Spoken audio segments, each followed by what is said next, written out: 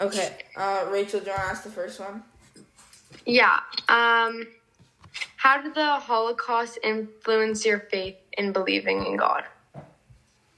That's a very big loaded question. At first, I didn't even know about faith and God and even about Judaism, because I found out about it when I was about 8, 9 years old. And the way I got into it was more because as a little child in the Holocaust, everything is taken away from you. And when you're told you're Jewish, that's something you are. So in my case, I took to it not so much as a religion, but as a people I belong to. So the faith came only much later when you start to realize what faith really is, because each faith is something very individual to each person. So, but I think the 6-Day War had something to do with it. Being more mature, having children, and your faith grows. Yeah. But, yeah. So in the beginning, no, not. Also because I really didn't know what religion was until I was around. And you don't, as a little boy, understand that. But because I lived in so many places, you in one household where you get taught to be a Jew. I only started that when I was 8 years old. So, and very slowly, because my foster parents were very secular. Yeah, and then the next question, Harry?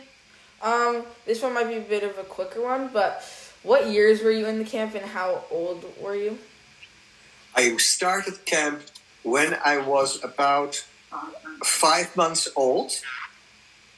I came out of camp when I was 3 years old. But I went first. There was the camp I was first in was in Holland, a transit camp, which was called Westerbork. And from there, I went to Bergen-Belsen, another concentration camp, for a few months. And from there, we went to Theresienstadt, which is another concentration camp in the Czech Republic. And we were liberated from there on the 8th of May, 1945. But I only got out of there because we had to be organized what to do with us little kids in the summer of 1945.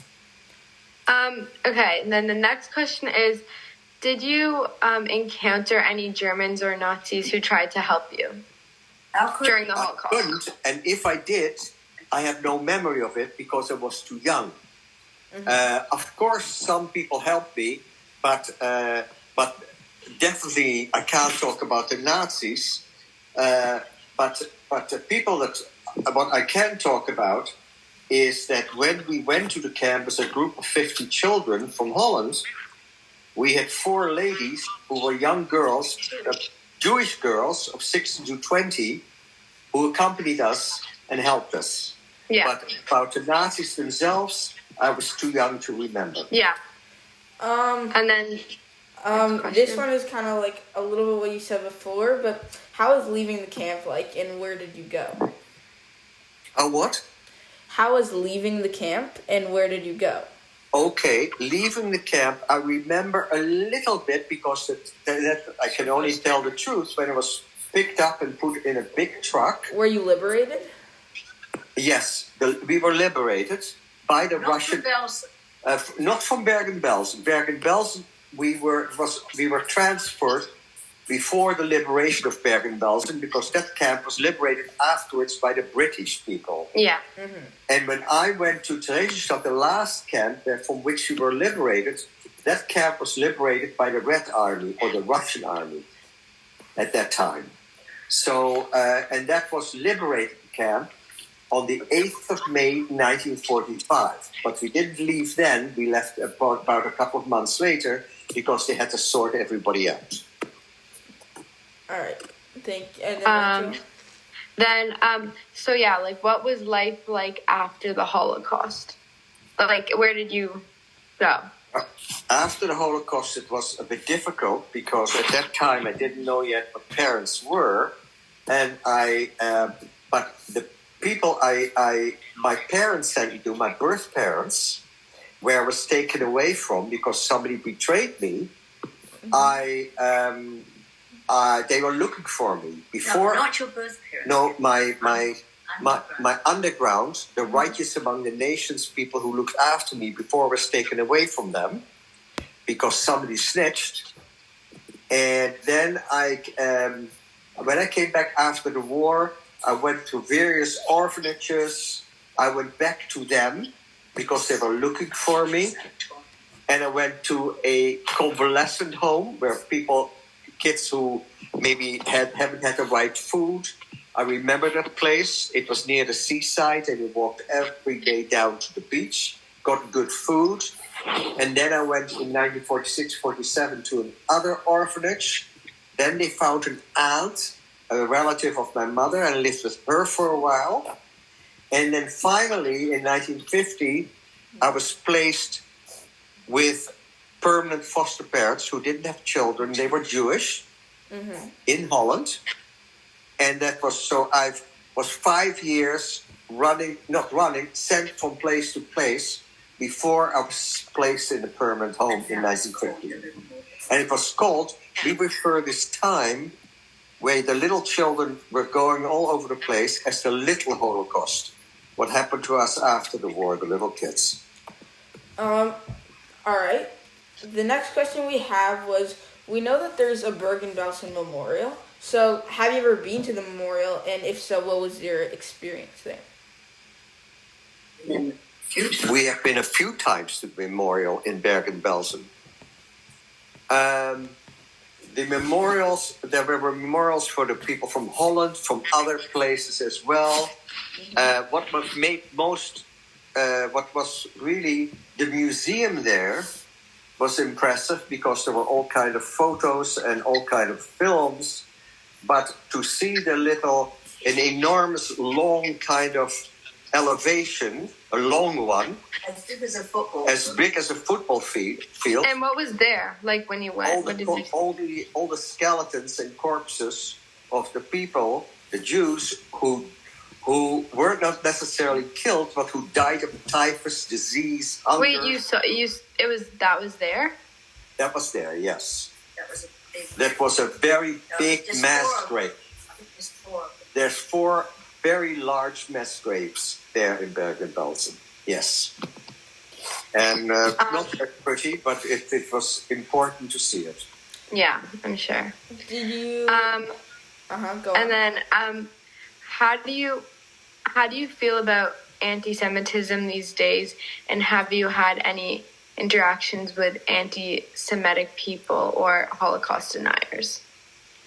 Well, about Holocaust deniers, I know from the media. Personally, people haven't told me, although there is so much proof in online and in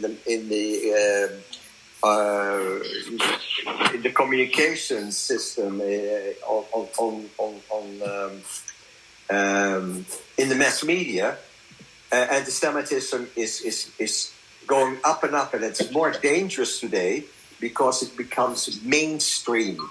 But mainstream means that we don't just see people who walk in a demonstration to show how anti-Semitic they are, but it's now online, it's everywhere in the media you find it. It becomes as if it's normal now, which it isn't. So I feel very strongly about it, that we need to set things straight with the Holocaust deniers. And you do that? You do that through documentation. You do it through the mass media. You do it through museums, such as a new Holocaust museum here in Toronto, so that people can set straight. Why are people Holocaust deniers? Because they're actually anti-Semitic. Mm-hmm. Yeah. And people are, and it's the same when people say the poor Palestinians and Israel they have an apartheid state. They don't treat people equal. Those people are anti-Semitic because be anti-Israel and criticize the way Jews live and what Jews do is anti-Semitic. Yeah. And it is, even in Canada, quite strong. So I don't feel good about it, and that's why we have to speak out. And that's where Yeah, I agree. And then we have one more question, Harry. Did you like form any friendships in the camp? And if so, like, are you still in contact with any of them? Yeah, well, I was too young to form friendships in the camp. But in the 90s, more towards 2000, an author slash journalist searched for all the 50 children who were sent on the last transport from Holland to Bergen-Belsen and then to Theresienstadt. She found us all over, most living in Israel and in the Netherlands, and then some couple in the States, in Canada, in France, in Germany, in Belgium, and in Czechoslovakia. So what happened is that with those people, I have contact, especially with a few that still live in Israel. They are all around us children. When we were sent to camp, we were between the ages of 18 months and 6 years old. So we're really very young, and other people have to take care of us. At what?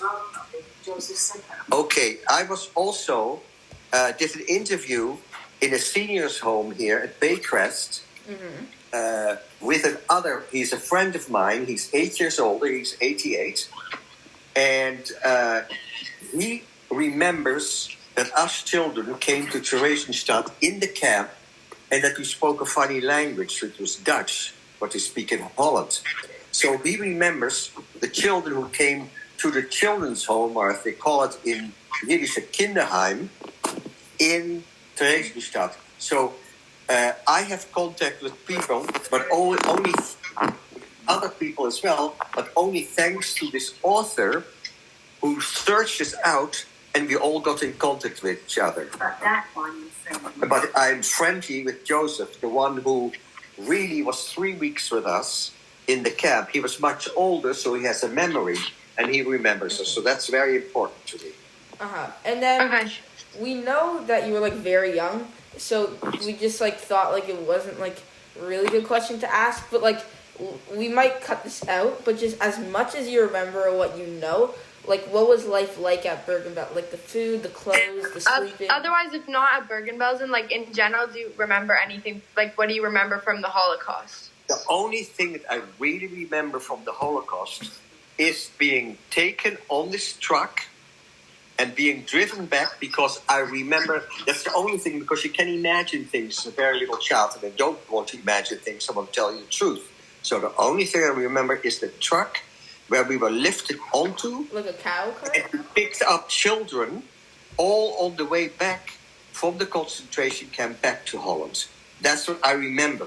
What I, of course, didn't realize, but do remember, the little Holocaust, what happened to us children whose parents were murdered during the Holocaust. Also the fact that you were covered in scars. And I was also covered in, Oma just told me, I was also covered in scars when I came back. And my... But what were the scars from? The youngest brother of my wartime father, the righteous among the nations, Christian people, wrote me a letter. It was all about a couple of years before he passed away, in which he wrote that I came back very, very, Open